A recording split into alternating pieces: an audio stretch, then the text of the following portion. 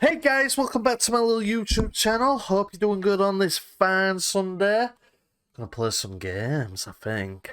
That's my plans for today. What are your plans for today? Let me know in the comments below.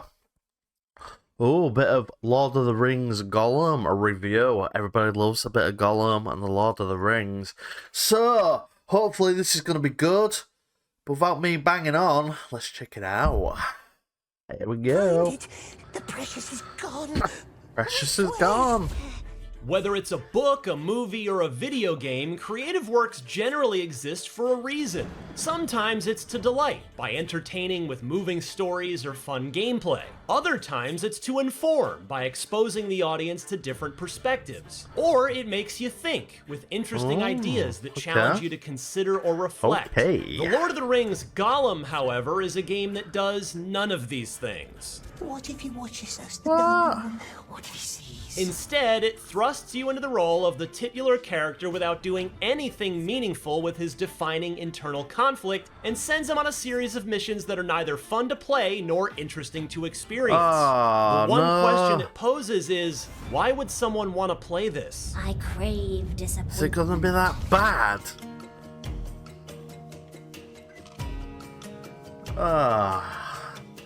Playing as Gollum sounded like it might have been a decent pitch for a game, since he's one of the more interesting and famous characters in J.R.R. Tolkien's fantasy universe. He and Smeagol are two sides of the same coin. The good person that was Smeagol was tragically corrupted by the One Ring, twisted into this pathetic creature. It's his clammy bare feet that you step into, ostensibly with the goal of regaining possession of the ring from Bilbo Baggins. However, most of your time is spent experiencing Gollum's life as a prisoner during the years between The Hobbit and the Fellowship of the Ring in a linear, story-driven series of levels. Prison Simulator Mordor Edition is sadly less interesting than it sounds. Instead of a grand Lord of the Rings adventure, you are stuck collecting bits and baubles for forgettable NPCs and hiding in bushes from monotonous guard patrols. I'll just call you ugly. There are generally three parts to any level, ranging from uninteresting to just plain bad.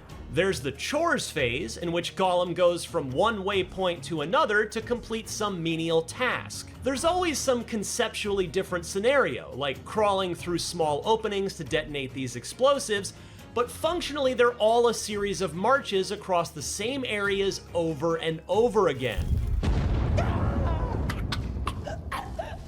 It never feels like there's any point to. Oh man, is there even point carrying this video on? All they're doing is slacking it off. Is it that bad of a game?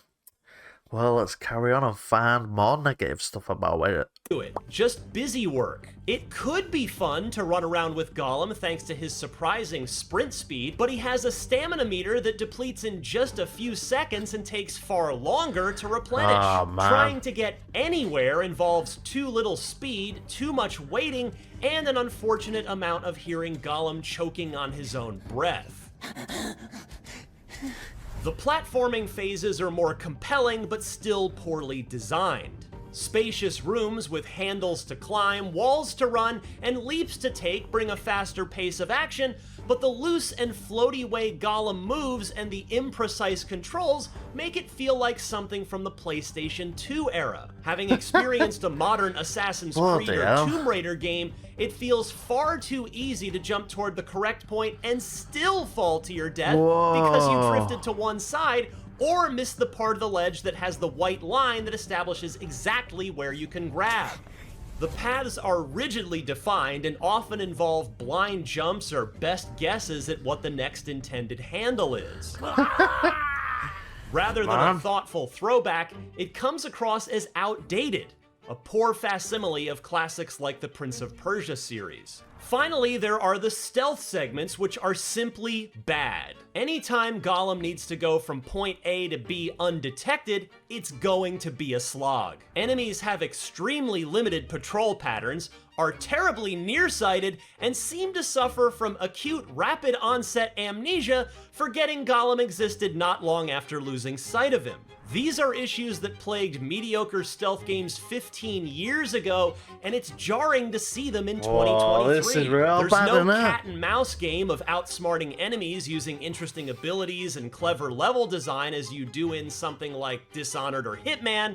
You just exploit their painfully obvious blind spots with no objective outside of reaching the designated point. Gollum's only tools are his ability to sneak quietly, throw rocks, and disappear in tall grass or shadows.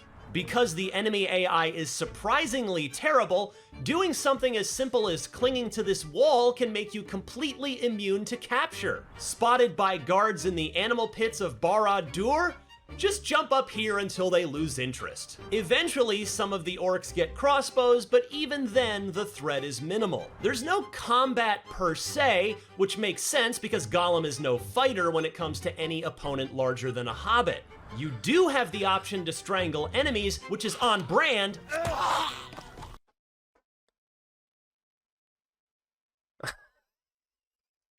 Oh my word, they just need to delete this game, wipe it off the face of the earth, and start again. They can't release this, surely. But it comes with some odd caveats. First, it doesn't work on anyone with a helmet. This makes sense for someone in full battle regalia. Smeagol's grubby mitts wouldn't bend steel after all. However, what defines a helmet in this game is broadly open to interpretation. Like, whatever this is on this orc's head, is that a hat? It's anybody's guess, but there's a decent chance he's strangle-proof. That's a skull. Also, strangling only applies to orcs. It makes sense you can't choke beasts like spiders, where would you even grab? But humanoid races like elves apparently have invincible throats, eliminating the only method to bypass enemies apart from the bad stealth. A few chase sequences change up the pace, though they are hit and miss. This wagon chase, where you dodge obstructions and archers, is legitimately fun. But this Crash Bandicoot-esque run toward the camera, man. where you Look at run that from spider. an iconic spider, is miserable thanks to the imprecise platforming and inability to see obstacles until moments before you need to avoid them. It is frustrating to play as a character who is looking ahead and should see incoming objects, but not being able to see them yourself and die because of it. What's it for, Precious? Hardcore Lord of the Rings fans know Gollum himself is a complex character, both a victim and a villain, but that's not explored in any meaningful way in this story. There are occasional binary choices to answer questions or take action as Gollum or Smeagol, but it never felt like this altered the story or had lasting effects on Gollum himself. Sometimes there's a need for one side of Gollum's personality to convince the other to go along with plans, like when Gollum is hiding from an orc and the painting of the Eye of Sauron sends him into hysterics. The two choices were kill the orc, which Gollum supported, or the Smeagol-endorsed option to keep panicking. Be quiet, be quiet. Yes, very, very quiet. Picking the correct argument to win the debate from the multiple choice is exceptionally easy and makes it all feel pointless. It's not very interesting to look at either. Even with all the PC graphics options set to epic, places like Barad-dûr look drab and flat, and the empty lifelessness of That's on Epic, saying.